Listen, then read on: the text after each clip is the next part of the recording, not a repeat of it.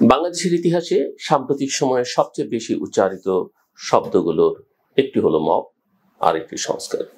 2024 সালের 5 অগস্টের রাজনৈতিক পালাবদলের পর অন্তর্বর্তী সরকারের সময়ে যেভাবে মব তৈরি হয়েছে, প্রতীকী স্থাপনা থেকে শুরু করে ব্যক্তিগত বাসভবন পর্যন্ত হামলার শিকার হয়েছে, তা নতুন করে ভাবতে বাধ্য করছে এই দেশের রাষ্ট্র ক্ষমতা আসলে কার হাতে, সরকারের নাকি রাস্তায় জড়ো হওয়া কয়েকশো মানুষ। সাবেক প্রধান নির্বাচন কমিশনার কে নুরুল হুদার উপর সাম্প্রতিক যে হামলা, তাকে ডিম মেরে গলায় জুতোর মালা পরানো এবং মারধরের ঘটনা বাংলাদেশের রাষ্ট্র ও সংবিধানের জন্য একটি ভয়ানক অশনি সংকেত। এই ঘটনা ঘটেছে পুলিশি উপস্থিতিতে রাজধানীর একটি অভিজাত এলাকায় একটি সাংবিধানিক পদে থাকা সাবেক একজন বীর মুক্তিযোদ্ধাকে লক্ষ্য করে। একথা ঠিক যে মিস্টার নুরুল হুদার প্রধান নির্বাচন কমিশনার থাকাকালীন ভূমিকা নিয়ে জনমনে ক্ষোভ রয়েছে, অসন্তোষ রয়েছে এবং তিনি কোনো ন্যায় কাজ করেননি। কিন্তু তারপরও একটা অন্যায়কে আরেকটা অন্যায় দিয়ে মোকাবেলা করা সমীচীন নয়। সংবিধানের 35(5) অনুচ্ছেদ, যেখানে স্পষ্টভাবে নিষ্ঠুর বা অপমানজনক আচরণের নিষেধাজ্ঞা দেয়, তা যেন এই সরকারের সময় অলংকারে পরিণত হয়েছে। এই ধরনের জন আক্রমণ কি নতুন? না, তা নয়। আগের সরকারের সময় রাজনৈতিক প্রতিহিংসায় মব শাস্তির ঘটনা ঘটেছে, কিন্তু তা ছিল বিচ্ছিন্ন, সমালোচিত এবং নিন্দিত। আজকের বাংলাদেশের বাস্তবতা হলো একের পর এক মব তৈরি হচ্ছে। কখনো কোনো কলেজ শিক্ষকের বদলি, কখনো নারীদের ফুটবল বন্ধ, কখনো প্রতীকী ভাস্কর্য অপসারণ, কখনো আবার আদালতের মধ্যে আসামির উপর হামলা। আর এসবের পেছনে জাস্টিফিকেশন তৈরি করছেন সরকারেরই কেউ কেউ, কখনো প্রেস সচিব, কখনো রাজনৈতিক মুখপাত্র, আবার কখনো জ্যেষ্ঠ উপদেষ্টারা। একে বলা হচ্ছে জনরোষ বা প্রেশার গ্রুপ, যেন মব শব্দটি উচ্চারণ করলেই রাষ্ট্র দুর্বল হয়ে পড়ে। এভাবে শব্দ পাল্টে দিয়ে কি বাস্তবতা পাল্টানো যায়? প্রশ্নটা কিন্তু এখানেই।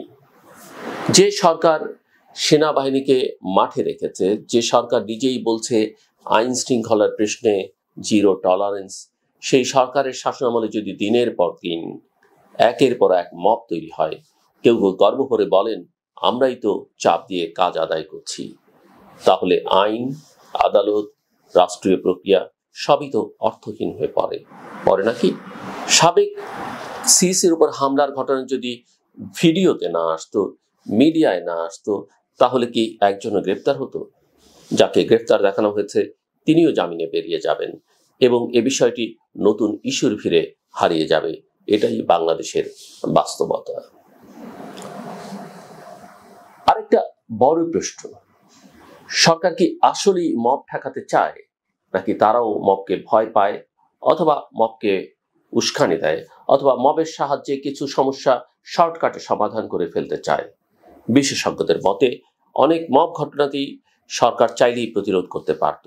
সেনাবাহিনী মাঠে থাকা অবস্থায় রাষ্ট্রীয় প্রতীকী ভাস্কর্য ধ্বংস, শিক্ষকের বদলি, নারী খেলাধুলার উপর নিষেধাজ্ঞা, এসব রোধ করা কঠিন কিছু ছিল না।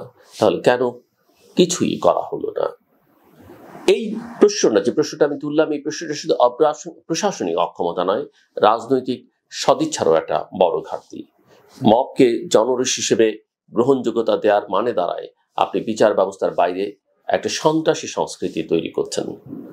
আজ তা সাবেক সিইসি, কাল কোনো সাংবাদিক, তার পরদিন হয়তো কোনো শিক্ষক বা বিচারপতিও এর শিকার হবেন। এমন সংস্কৃতি চালু থাকলে নির্বাচনের দিনও যে কোনো দল বা গ্রুপ নিজেদের মতো করে চাপ তৈরি করতে পারে। তখন নির্বাচন কমিশন, পুলিশ বা সেনাবাহিনী কিভাবে পরিস্থিতি সামাল দেবে? এই অবস্থায় অনেকেই বলছেন ডক্টর ইউনূস নিজেই হয়তো মব পরিস্থিতিকে ব্যবহার করছেন। পরিকল্পিতভাবে রাষ্ট্রযন্ত্রকে দুর্বল দেখিয়ে নির্বাচন বিলম্বিত করবার উপায় হিসেবে মবকে কাজে লাগানো হচ্ছে। সময় মতো নির্বাচন না হলে বলা যাবে পরিস্থিতি অনুকূল নয়। আবার শান্তিতে নোবেলজয়ী এক আন্তর্জাতিক ব্যক্তিত্বের আমলে যদি মব রাজত্ব চলে, তাহলে সেটা কেবল তার ভাবমূর্তি নয়, গোটা বাংলাদেশের জন্যই অত্যন্ত অত্যন্ত লজ্জাজনক। মোবাইল ফুটেজ, সংবাদ শিরোনাম, আলোচনার ঝড়, এসবের ভেতর দিয়ে যে বাস্তবতা স্পষ্ট হয় তা হলো মব এখন সরকারেরও নিয়ন্ত্রণের বাইরে চলে যাচ্ছে। অনেক সময় দেখা যাচ্ছে সরকারের কর্মকর্তারা মবকে সমর্থন জানাচ্ছেন, আবার কখনো হুঁশিয়ারি দিচ্ছেন। এই দ্বিচারিতা থেকে বের হতে না পারলে মব একদিন সরকারেরই পতনের কারণ হয়ে দাঁড়াবে। যারা চাপ সৃষ্টি করে দাবি আদায়ের সাফল্য উদযাপন করছেন, কাল তারাই এই অরাজকতার শিকার হবেন। শেষ প্রশ্নটা থেকেই যায়, আমরা কি মবের শাসন চাই, নাকি একটি ন্যায় বিচার ভিত্তিক গণতন্ত্র? রাষ্ট্র কি থাকবে জনগণের পাশে, নাকি মবের পাশে? ডক্টর ইউনূস কি শুধু বিবৃতি দেবেন, নাকি দায়িত্ব নেবেন? যদি এই প্রশ্নগুলোর জবাব না পাওয়া যায়, তবে 2026 সালের নির্বাচন নয়, বাংলাদেশের গণতন্ত্রই বিপন্ন হয়ে পড়বে। যদিও অনেকেই মনে করেন নির্বাচন আসলে আরো আগে 2025 ডিসেম্বরে বা তারও অনেক আগেই হওয়া উচিত। কারণ না হলে বাংলাদেশের গণতন্ত্র যেমন বিপন্ন হবে, শান্তিতে নোবেলজয়ী শাসনকাল মবের আমল হিসেবেই ইতিহাসে ঠাঁই পাবে। এবং তখন ইতিহাস কাউকেই ক্ষমা করবে না, না নেতাকে, না প্রশাসনকে, না নিরুত্তাপ হয়ে বসে থাকা নাগরিক সমাজকে। শেষ করবার আগে বলি, যেটা বাংলাদেশের ক্ষেত্রে আমরা অনেক সময় দেখি, বিভিন্ন অনুষ্ঠানে অনেক সময় দাওয়াত দেওয়া হয় আনুষ্ঠানিক বিভিন্ন কার্যক্রমের মধ্যে, যেখানে ড্রেস কোড মেনশন করা থাকে যে আপনি কি ধরনের ড্রেস পরে যাবেন। আমরা লক্ষ্য করি যে আমরা বাংলাদেশিরা অনেকেই সেই ড্রেস কোড মেনে চলি না। যিনি আমন্ত্রণ জানান বা যে প্রতিষ্ঠান আমন্ত্রণ জানায়, ড্রেস কোডে তারা যখন মেনশন করে, নিশ্চয়ই তাদের মাথার মধ্যে কিছু থাকে, কিছু কিছু ফর্মালিটিজের ইস্যু আছে, কিছু কিছু সৌন্দর্যের ব্যাপার আছে। সো এটা যখন মেনশন করে দেওয়া হয়, আপনি যেই হন না কেন, যত বড় মাপের মানুষই হন না কেন, আমার মনে হয় যিনি আপনাকে আমন্ত্রণ জানাচ্ছেন, যার অতিথি হয়ে আপনি যাচ্ছেন, যার বাড়িতে যাচ্ছেন, যার অফিসে যাচ্ছেন, যার কোনো অনুষ্ঠানে কোথাও যাচ্ছেন, সেটা কিন্তু মেনে চলা খুব জরুরি। এমনকি পৃথিবীর অন্য দেশে আমন্ত্রিত হয়ে গেল, তাদের সংস্কৃতি, তাদের নিয়মকানুন মেনে চলা। কারো বাড়িতে গেল, তারা যে সংস্কৃতি চর্চা করে, তাদের ভ্যালু যা, সেটাকে শ্রদ্ধা জানানো সকলের দায়িত্ব। আমার কথা শুনবার জন্য অসংখ্য ধন্যবাদ আপনাদের সবার জন্য।